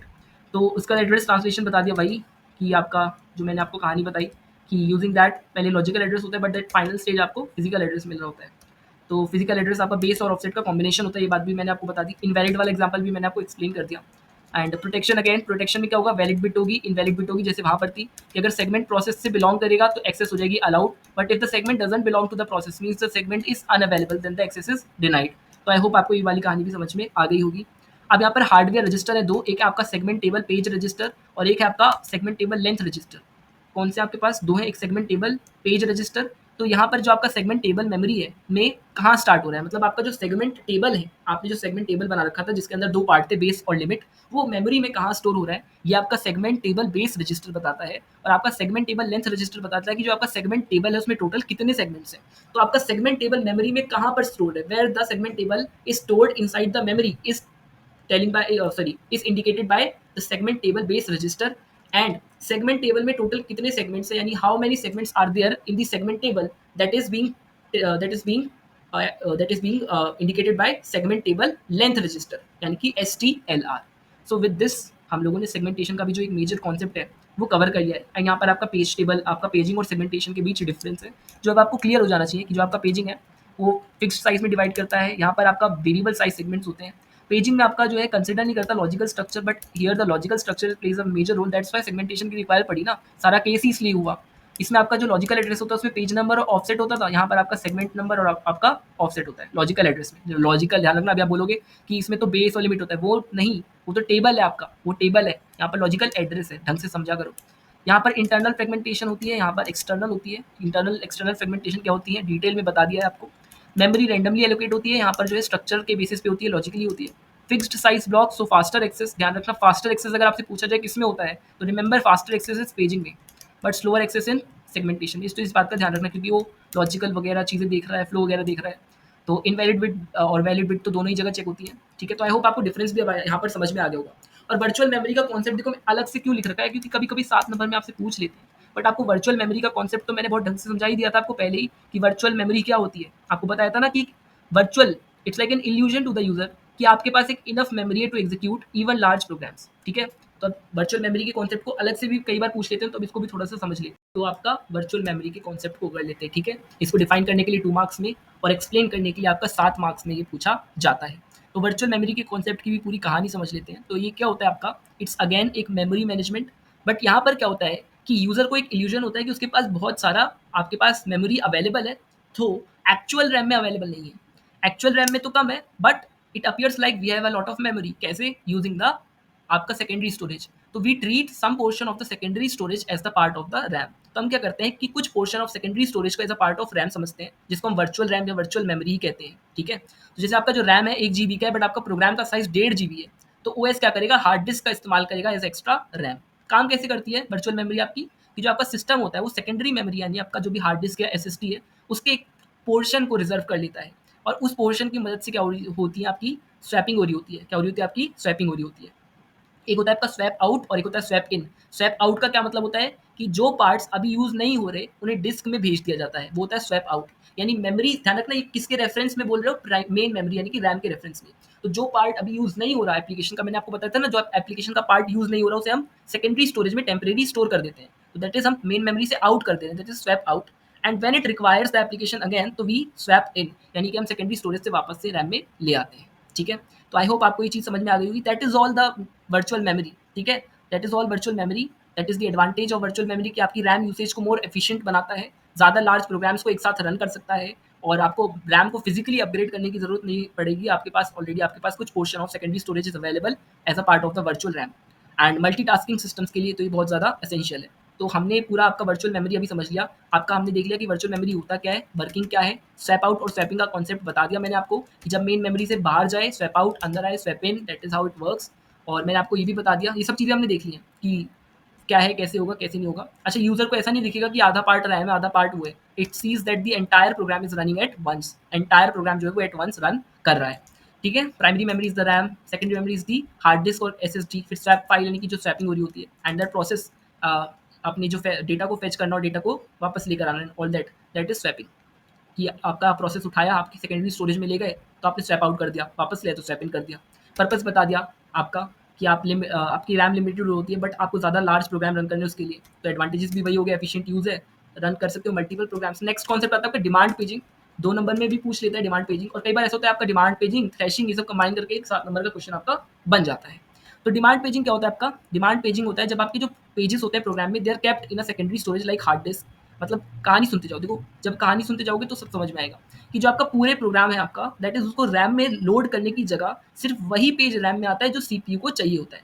Demand paging, देखो नाम में काम छुपा है कि ऑन डिमांड आपको पेज चाहिए, मतलब आप पूरे प्रोग्राम को रैम में लोड करने की जगह क्या करोगे, सिर्फ उस पर्टिकुलर पेज को रैम में लोड करोगे विच is required by the CPU. जैसे वहाँ पर आपके पास पूरी पेज टेबल थी, तो जैसे पेज 5 सीपीयू को चाहिए था, तो हम रैम में सिर्फ पेज 5 को ही लोड करेंगे for make getting it executed.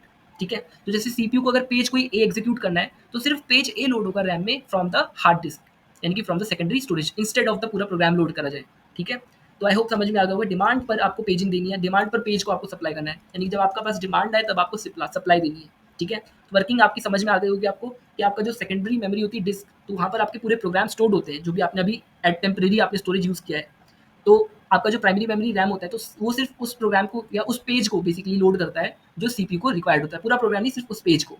तो वो ऑन डिमांड आता है कि जब सीपीयू किसी पेज को मांगेगा, यानी कि किसी पेज की डिमांड करेगा, then only RAM will load that particular page in the memory. ठीक है, और अगर वो अवेलेबल नहीं हो तो क्या हो जाएगा, आपका पेज फॉल्ट हो जाएगा, इन दैट केस पेज फॉल्ट हो जाएगा। ठीक है, तो आई होप आपको डिमांड पेजिंग का कॉन्सेप्ट भी समझ में आ गया होगा कि जब भी आपका पास जो सीपीयू किसी पर्टिकुलर पेज की डिमांड करता है, तो रैम सिर्फ उतना उसी पर्टिकुलर पेज को क्या करता है, आपकी मेमोरी में लोड करता है। That is the demand paging. तो we have successfully done the complete. अच्छा, अभी सक्सेसफुली डन नहीं हुआ है, अब बचता है आपका पेज जो आपका रिप्लेसमेंट एल्गोरिदम है। अब हम उसको समझेंगे, इनके आपके पास न्यूमेरिकल है, आपका फीफो, एलआरयू और ऑप्टिमल। अब इसको आहिस्ता आहिस्ता समझते हैं, देन हम बोलेंगे कि आपका डन हो गया। ठीक है, अभी डन नहीं हुआ है। अब देखो, आपके पेज रिप्लेसमेंट एल्गोरिदम क्या होते हैं। आपने मेरी बात समझी, जब पेज फॉल्ट होता है, आप याद है पेज फॉल्ट की कंडीशन की कोई पर्टिकुलर पेज अवेलेबल नहीं होता, तो पेज फॉल्ट जब होता है तो कोई फ्री फ्रेम अवेलेबल नहीं होता रैम में, इस बात का ध्यान रखना। तो ऑपरेटिंग सिस्टम को अगर किसी पर्टिकुलर पेज को एक्सेस करना है, पेज फॉल्ट कब होता है, जब किसी पेज की रिक्वायरमेंट होती है सीपीयू को और वो अवेलेबल नहीं होता आपकी मेन मेमोरी में, बट आपके पास जो है स्पेस लिमिटेड है, उतना ही है, तो आपको किसी फ्रेम को खाली करना पड़ेगा in order to get that particular page which is required by the CPU. उस पेज को पाने के लिए you have to empty some space, you have to create some space, you have to create some empty space। तो आपको किसी particular frame को free करना पड़ेगा। ठीक है, तो कौन से फ्रेम को फ्री करोगे उसी को बताने के लिए, मतलब कौन से जो है आपको कौन सी पेज को आप उस पर्टिकुलर फ्रेम से रिमूव करोगे या स्वैप आउट करोगे, उसी को बताने की जो एल्गोरिदम्स है वो है आपकी पेज रिप्लेसमेंट एल्गोरिदम। मतलब किस पेज को रिप्लेस करोगे in order to get the page which is required by the CPU. So which page you are going to replace, उसको बताने के लिए आप 3 एल्गोरिदम पढ़ोगे, फीफो, एलआरयू और ऑप्टिमल। बहुत ईजी है और बहुत आराम से आपको समझ में आएंगे। देखो, सबसे पहले आपका FIFO. FIFO stands for first in first out. नाम में काम छुपा है, जो सबसे पहले आया था उसी को निकाल दो। ठीक है, तो फीफो का सिंपल सा काम ये है कि जो ओल्डेस्ट पेज है उसको आप रिमूव कर दो। ठीक है, आप देखो, आपके पास क्वेश्चन है जिसमें आपको फ्रेम की वैल्यू 3 दी है, मतलब आप 3 फ्रेम बनाओगे और साथ साथ आप यहाँ पर पेज फॉल्ट कैलकुलेट करते जाओगे। ठीक है, तो अब लेट से आपके पास सबसे पहला स्ट्रिंग आपका आता है 5, सबसे पहले आपने डाल दिया 5, देन नेक्स्ट आता है 7, डाल दिया 7, देन नेक्स्ट आता है 6, तो 5 7 के बाद 6। अब मेरी बात सुनो, अच्छा मेरी बात सुनो, साथ साथ मेरे को समझा देना चाहिए। 5 जो है वो क्या अवेलेबल था, नहीं, आप लेकर आए ना, तो पहला पेज फॉल्ट हुआ 5 का। पेज फॉल्ट मतलब आप उस पर्टिकुलर को लेकर आए, पेज को जो अवेलेबल नहीं था, पहले 5 इनिशियली थोड़ी अवेलेबल है, तो आप लेकर आए तो पेज फॉल्ट हुआ। फिर आप किसको लेकर आए, 7 को, तो फिर से पेज फॉल्ट हुआ, तो पेज फॉल्ट 2 हो गया। 6 को लेकर आए, पेज फॉल्ट 3 हो गया। अब जब आप देख रहे हो फ्रेम आपका भर चुका है, अब अगर आपको 0 को लेकर आना है तो आपके पास जगह नहीं है, तो आप किसको रिमूव करोगे, फर्स्ट इन फर्स्ट आउट कहता है, उसको रिमूव करो जो सबसे पहले आया था। अब सबसे पहले कौन आया, 7 6 और 5 में 5 आया था, तो 5 को उठाओ और रिमूव कर दो। तो 5 को रिमूव करोगे और ले आओगे 0 को 5 की प्लेस पर, तो ये बन जाएगा 076, और 0 पहले से तो था नहीं, आप लेकर आए हो, तो पेज फॉल्ट हुआ, तो पेज फॉल्ट 4 हो गया। अब नेक्स्ट आता है आपका 7, तो 7 आपका देखोगे तो आप देखोगे कि कहाँ है, हम यहाँ 076 पर, तो आपका जो 7 है दैट इज प्रेजेंट ओवर दियर। आपका 7 क्या है, 7 आपका पहले से प्रेजेंट है, तो आप कोई काम नहीं करोगे। तो आप एक काम ये कर सकते हो, मैंने यहाँ पर मेंशन नहीं कर रखा अलग से कॉलम बनाकर, आप चाहो तो अलग से कॉलम बनाना एंड वहाँ पर इसको दोबारा लिख देना कि 0 7 और 6, और यहाँ पर पेज फॉल्ट की जगह लिख देना नल। क्या लिख दोगे, नल, मतलब यहाँ पर कोई पेज फॉल्ट नहीं हुआ। क्यों, क्योंकि 7 हमारे पास पहले से अवेलेबल था, देखो ये रहा, तो इसलिए यहाँ पर कोई पेज फॉल्ट हुआ नहीं, 7 पहले से अवेलेबल था। तो अब आगे चलो 1, अब 1 हमारे पास आया है, अब आप किसको रिप्लेस करोगे, अब पहले देखो पीछे कि सबसे पहले कौन आया, सबसे पहले कौन आया रिमेनिंग में। तो अगर आप पीछे देखोगे इन दैट केस, तो आपको दिखेगा कि सबसे पहले आपका 7 आया है, सबसे पहले आपका 0 तो अभी अभी आया है, 6 0 देखो, 0 का सिर्फ एक स्टेप दिख रहा है आपको, 6 का 2 दिख रहा है, 7 का 3, मतलब सबसे पहले कौन आया था आपका 7, तो 7 को आप रिप्लेस कर दो और अब इसकी जगह पर आ जाएगा 1, तो 016 हो गया, और 1 पहले से नहीं था तो पेज फॉल्ट फिर से हुआ। अब नेक्स्ट आता है आपका 7, अब 7 तो है नहीं, दिख रहा है आपको कहीं यहाँ पर 016 में, नहीं, अब आपको 7 नहीं दिख रहा, तो अब आप इसको रिप्लेस करोगे, 1 तो अभी आया है, 0 एक स्टेप पहले आया है, बट 6 के आप देखोगे तो 2 स्टेप पहले आया है, मतलब सबसे पहले 6 आया, तो इसको रिप्लेस करो, इसको काटा, इसकी जगह कौन आएगा 7, और 7 पहले से था नहीं, अभी हम लेकर आए तो पेज फॉल्ट आपका 6 हो गया, एक और बढ़ गया। अब नेक्स्ट आता है आपका 2, 2 अब 2 है हमारे पास, 017 नहीं है, तो आप किसको निकालोगे जो सबसे पहले, आप देखो सबसे पहले कौन आया, 0 0 0, 1 1 और 7, तो 7 अभी जस्ट आया, 1 एक स्टेप पहले आया, 0 जो है वो 2 स्टेप पहले आया था, तो आप 0 को रिप्लेस कर दोगे विद 2, तो ये बन गए 2 1 7 और आपका पेज फॉल्ट हो गया 7। अब नेक्स्ट आपका आता है 2 के बाद 0, 0 तो ऑलरेडी प्रेजेंट है, 0 जो आपका, अच्छा 2 1 7, 0 ऑलरेडी प्रेजेंट नहीं है, तो आपको रिमूव करना पड़ेगा। किसको रिमूव करोगे? मेरी बात सुनो, सबसे पहले कौन आया? अगर आप देखोगे तो 2 तो अभी अभी आया है, आपका जो 1 है, आपका 1 आया था 3 प्लेस पहले और 7 आया था आपका जस्ट 1 प्लेस पहले, और 1 आपका 2 प्लेस पहले, तो आपका सबसे पुराना हो गया 1, तो इसकी जगह आप रिप्लेस कर दोगे और आपको इसको लिख दोगे 0 को, you will write 0 instead of 1, तो 207 हो गया। तो ये हो गया आपका पेज फॉल्ट नंबर 8, क्योंकि पहले से था नहीं 0, आप अभी लेकर आए हो। अब नेक्स्ट आता है आपका 1, क्या आपका 1 है यहाँ पर 207 में कहीं दिख रहा है? नहीं है, नहीं है तो पेज फॉल्ट होगा, और आप कहाँ पर डालोगे? जो सबसे पहले आया है, देखो 2 को आए हुए कितना टाइम हुआ है? 2 आया था 1 प्लेस पहले, ठीक है, 2 आपका आया था 1 प्लेस पहले, अगर आप ध्यान से देखो तो 0 आपका जस्ट आया, बट यू सी कि 7 बहुत पहले से आ रखा है, 7 को रिप्लेस करो और इसकी जगह लिख दो 1, तो 201 और यहाँ पर पेज फॉल्ट नंबर 9। अब नेक्स्ट है आपका 1 के बाद आपके पास है आपका 7, ये रहा, तो आपके पास 201 के बाद आपके पास आता है 7, अब 7 ऑलरेडी प्रेजेंट नहीं है, 201 ही है, तो यहाँ पर भी पेज फॉल्ट तो होगा, तो पेज फॉल्ट की वैल्यू 9 से यहाँ पर 10 तो होगी, बट 7 किसकी जगह पर आएगा? यहाँ पर देखो 2 2 प्लेस पहले आया था, 0 1 प्लेस पहले आया था, 1 अभी अभी आया, तो सबसे पुराना कौन हो गया? 2, तो 2 को रिप्लेस करा, 2 की जगह लिख दिया 7 और 0 और 1। अब आते हैं 1, 1 तो पहले से मेमोरी में है, तो कोई पेज फॉल्ट नहीं हुआ, 0 0 भी पहले से मेमोरी में, ये रहा ना 0, तो कोई पेज फॉल्ट नहीं हुआ, तो पेज फॉल्ट की जो फाइनल वैल्यू आ गई वो आ गई आपकी 10, ठीक है। अच्छा, मैंने यहाँ पर ना एक काम ये कर रखा है कि मैंने जब दोबारा सेम कोई चीज़ आती है और पेज फॉल्ट की कंडीशन नहीं होती है, वो यहाँ पर मैंने टेबल में नहीं बनाया, मैंने सीधा-सीधा आपको बनाया कि पेज, ताकि आपको सीधा एक इंक्रीमेंट दिख जाए, पेज फॉल्ट कैसे-कैसे बढ़ रहे हैं। अब कुछ लोग कमेंट में जाके, ये कमेंट तो बिल्कुल मत करना कि हम लोगों ने हमारी क्लास में नोट्स बनवाए थे, उसमें कॉलम बना रखा था सेम वाला भी और नीचे पेज फॉल्ट में नल लिख रखा था, मैम ने तो ऐसे कराया था, आपने गलत कराया क्या? नहीं, सही कराया है, वैल्यू सही निकल के आई है।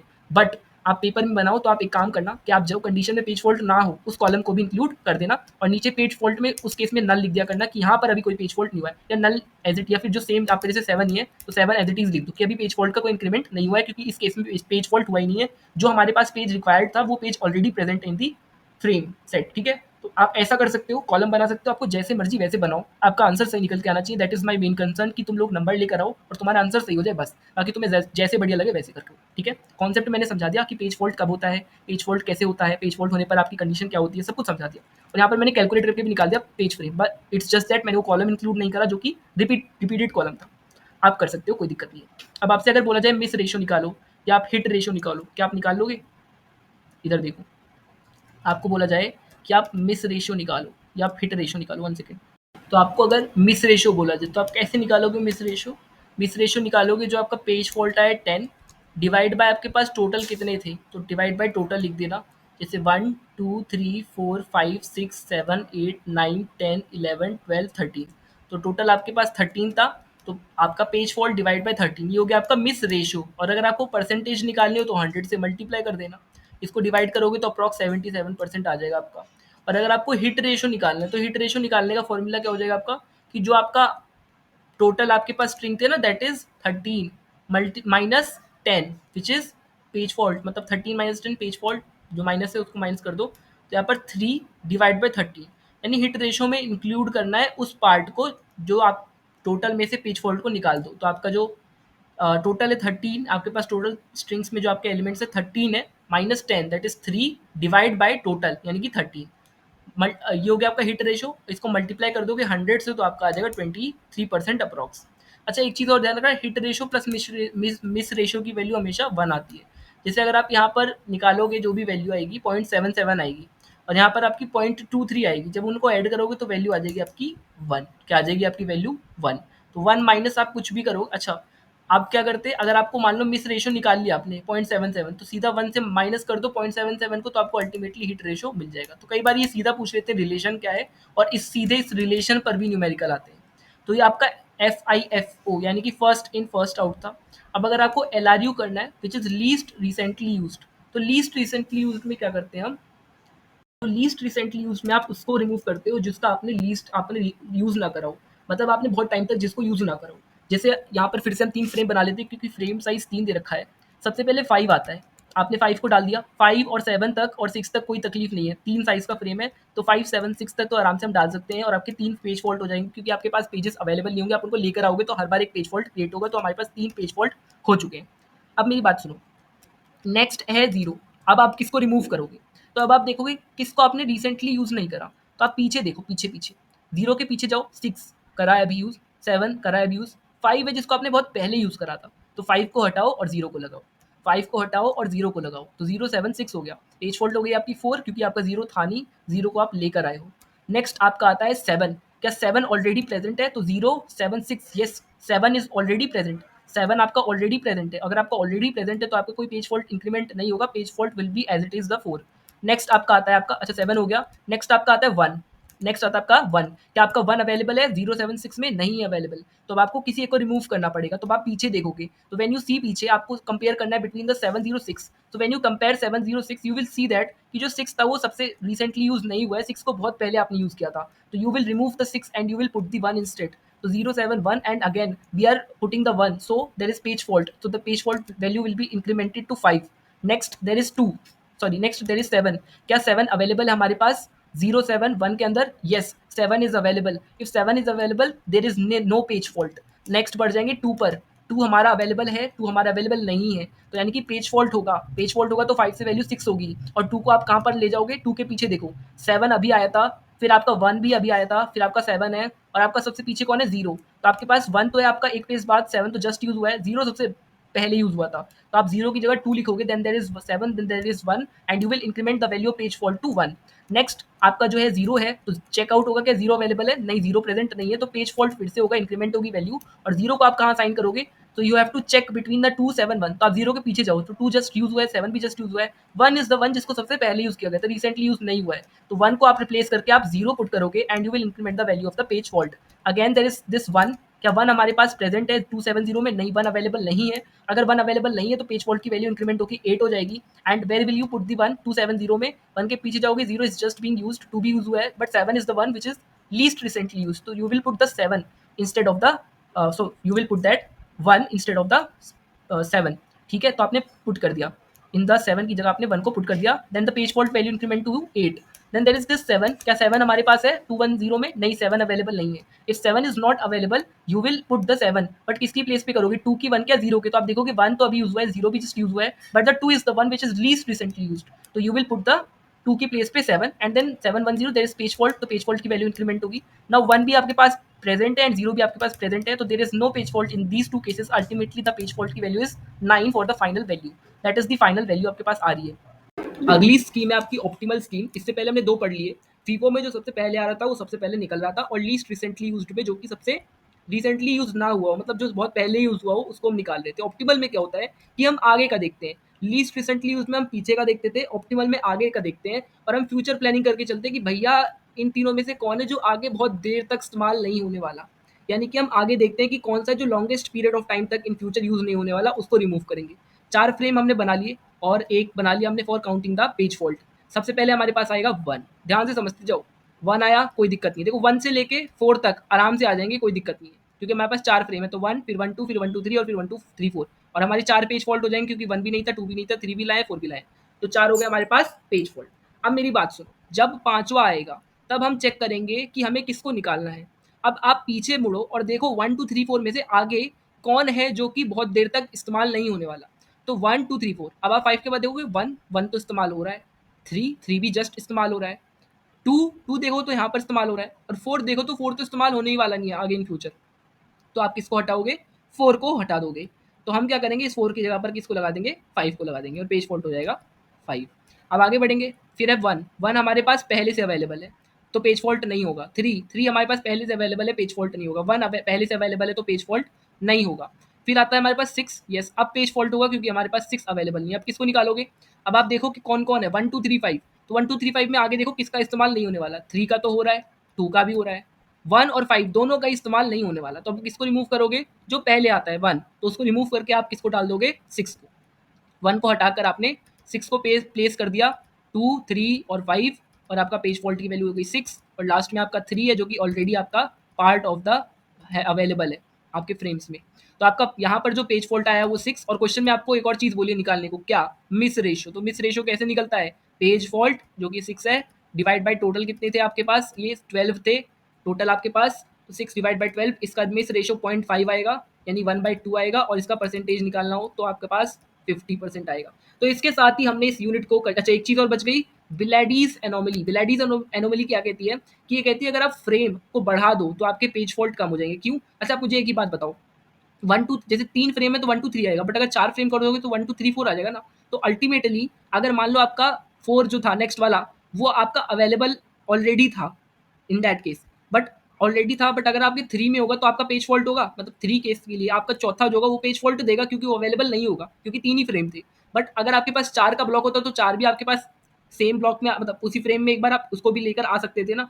तो आपका बिलाडीज अनोमली कहता है कि जब आप फ्रेम्स को इंक्रीज करते हो तो आपका जो नंबर ऑफ पेज फॉल्ट है वो डिक्रीज होता है। बट इन फीफो के बहुत सारे केसेस में, यानी फर्स्ट इन फर्स्ट आउट के बहुत सारे केसेस में ये बिलाडीज अनोमली अप्लाई नहीं होता। बट बिलाडीज अनोमली लिखने के लिए 2 नंबर में आए या 7 नंबर में न्यूमेरिकल के साथ पूछा जाए तो बिलाडीज एनोमली का सिर्फ इतना सा मतलब है कि जब आप पेज फ्रेम को इंक्रीज करते हो तो आपका जो पेज फॉल्ट है वो डिक्रीज हो जाता है। आपका पेज फॉल्ट होने की जो आपकी प्रोबेबिलिटी होती है वो आपकी डिक्रीज हो जाती है। ये आपका बिलाडीज एनोमली कहता है।